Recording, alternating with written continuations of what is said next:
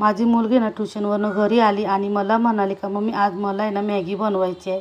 तर तिला मी म्हटलं एक साईडला चाय बनव आणि एक साईडला मॅगी बनवून घे. तोपर्यंत मी कपडे घेऊन येते. कपडे घेऊन आले, कपड्यांच्या घड्या मारल्या, घरातनं झाडलोट करून घेतला आणि मग त्याच्यानंतर मी ना बाजारात गेली. बाजारातून मग मी सोयाबीन, बटाटे, कोथिंबीर, टोमॅटो घेऊन आले आणि आज मला बनवायची होती सोयाबीनची भाजी. तर त्यासाठी ना मी पाणी गरम केलं आणि सोयाबीन त्याच्यात टाकून दिलं. आता भाजी बनवायचं म्हटलं तर मसाला तर पाहिजे.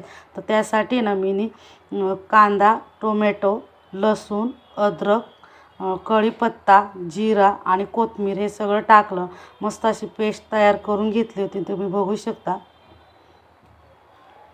हे बघा, आता तेल टाकलं आणि त्याच्यामध्ये ना मी मसाला टाकला, मस्त असा परतून घेतला आणि मग त्याच्यानंतर मी त्याच्यामध्ये तिखट, मीठ, हळद, गरम मसाला, धना पावडर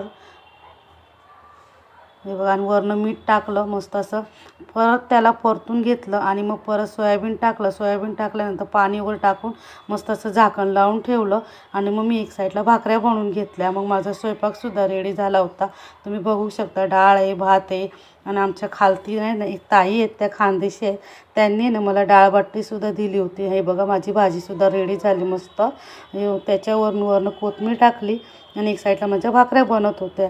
मग आम्ही सगळेजण एकत्र जेवून घेतलं. जेवल्यानंतर आहे ना मी भांड्या सगळ्या आवरून घेतल्या, किचनसुद्धा क्लीन करून घेतलं होतं, बघू शकता तुम्ही.